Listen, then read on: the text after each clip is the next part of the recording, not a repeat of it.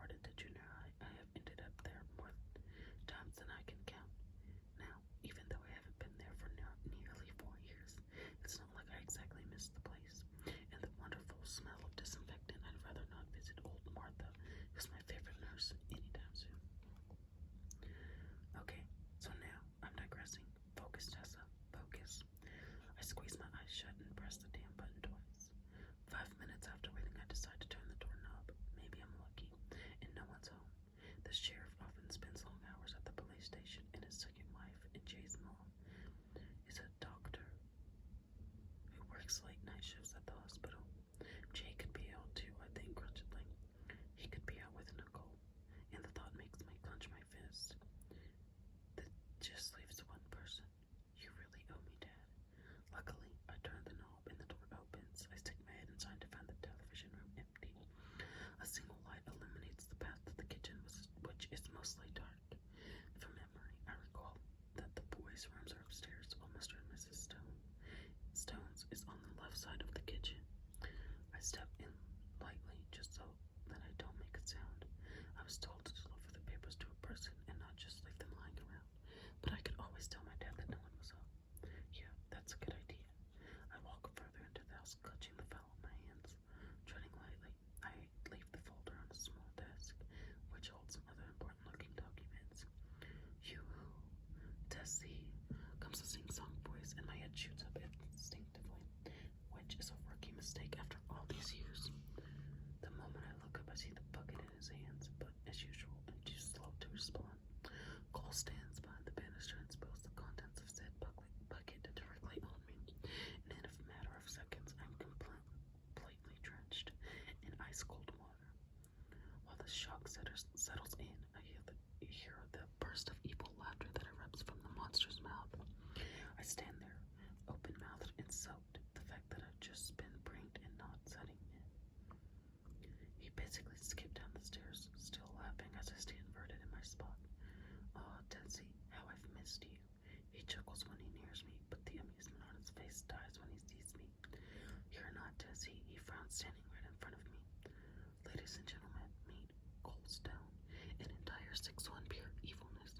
He can fool the world with his shaggy brown hair and baby blue eyes, but not me. I see him exactly as he is, and he is the devil reincarnated. But you're still an immature nincompoop. I see, finally realizing that I was dripping wet. I pulled my soaked t-shirt away from me and pushed away the hair that stuck to my mouth. Oh. You called me a nincompoop, and you're in my house when Tessie's father said she'd be here. Who are you, and what have you done to my shortcake? He exclaims, gripping my shoulders and pushing me forward. Okay, is he for real? I slap his chest away and push. Away. Okay, I'm 5'7", so calling me shortcake doesn't make sense, and don't touch me ever again, Stone, or I will castrate you. Seriously, the only girl would want to harm to come to my boss would be Tessie, but you aren't her. No, I'm her evil Russian twin Svetlana, and I'm here to kill you in your sleep. The guard's sarcasm, the threat to my balls, and calling me nincompoop.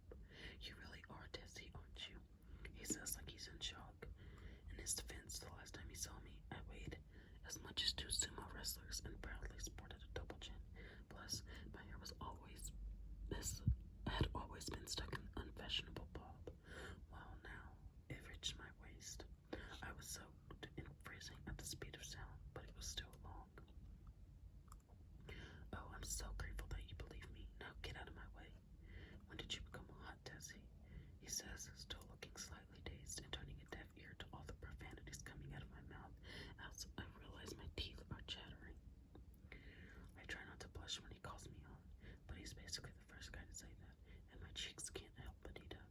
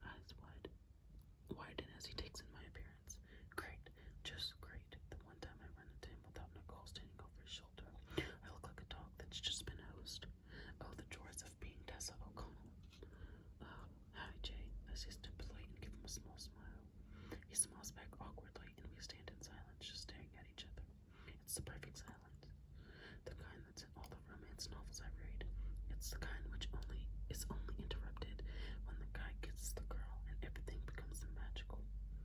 However, this one ended because Cole starts making fake gagging sounds.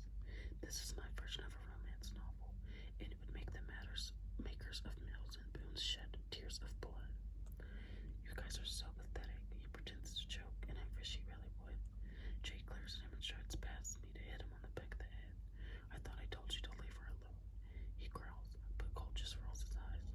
You're just jealous, he says to his stepbrother, who in turn looks confused. Why would I be jealous? I can make her wet and you can't. My face scratches in disgust as he winks at me, and this time I definitely taste the bile. Dude, you're sick. Beats being a wimp. You know what? You don't know what you're talking about. I see Jay's temporizing, but the conversation has stopped making sense to me. I know enough, brother. Cole pats Jay's shoulder in fake sympathy. Come on, shortcake, let me get you some dry clothes before you become a human popsicle. He says this without taking his eyes off of his brother. Both seem to be involved in some sort of staring contest, but it's Jay who gets up first and turns his face to me. You can come with me, and I'll get you a towel. He says kindly, and I nod eagerly before Cole snorts and destroys the moment once again. I don't think that's a good idea, JJ. What will your girlfriend say when she finds out you've been spending time with Tessie here? I'm about to tell him off and say that Jay isn't afraid of Nicole, and that we can be friends with me. He can be friends with me, without thinking about how Nicole would react. But the hesitation that comes across his face is like a punch in the stomach, as I realize that Cole's hit the nail right on the head. Jay pulls away from me like there's some sort of invisible force field between us. A force field named Nicole Andrea Bishop. Before I know it, Cole's tugging me by the hand and guiding me up to his room. I keep my eyes on Jay, even though he's trying to look anywhere but at me. I'm in love with the guy and all, but sometimes I wish he were stronger than this. Cole pulls me into his room, or whatever looks like the framework of one. White sheets cover the bed in the two-seater, while boxes are lined up everywhere. A thin film of dust coated every visible surface, and I wrinkled my nose when I noticed the newly taped poster of half-dressed, busty women on the walls.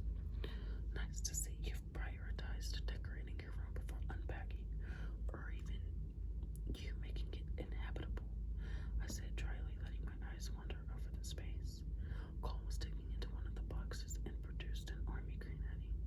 Think fast, shortcake, he said, but with my reflexes, the hoodie smacked me right in the face, nearly blinding me in the process.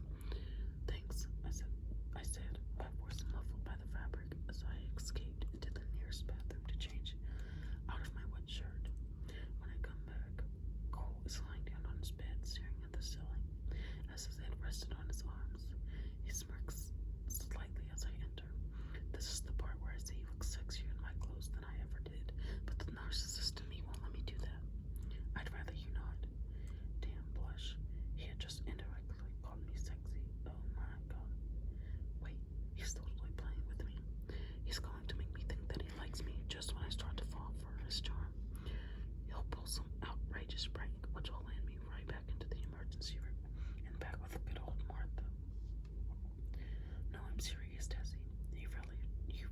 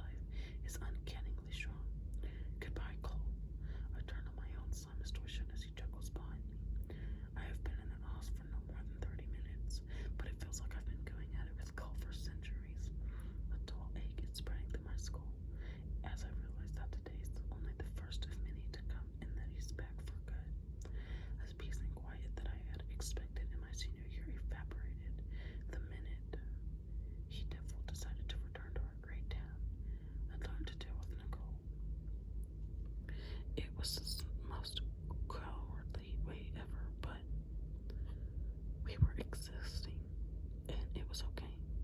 The last thing I needed was the arrival of a boy who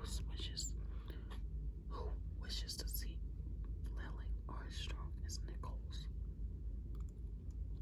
Rhyming names and all. I see Jay still sitting in the TV room watching Criminal Minds. I smile because I know how obsessed he is with it. Jay was good, Jay was pure, and Jay would never make me unhappy. Well, not intentionally. As I near the door, I don't know if to say goodbye or whether that would be too awkward after the exchange that just took place. I think better of it as I exit the house quickly. I know he heard me leave, but he didn't do anything about it. My heart hurts, and I wonder if he'll never like me half as much as I like him. I'm on their driveway when the devil reappears. Cole calls my name as he sticks his head out of his bedroom window. That now he knew I was in the house when he tipped. That's how he knew I was in the house when he tipped the bucket over me. Sneaky bastard. What? I shout as he grins at me with that devil may care smile. Be ready at 7 tomorrow. I'm picking you up. What makes you think I'd sit in a car with you, let alone make a 20-minute drive? I'm not exactly asking you, shortcake. I'm telling you, if you don't come, I will grab you kicking and screaming. You're crazy. Crazy enough to do it. The entire conversation consists of us yelling sentences to each other, and it isn't long before a woman with graying hair comes out of the adjacent house, tucking her robe tighter around herself and yelling at us filthy teenagers to shut our traps. Now will you come with me, or do you need another visit from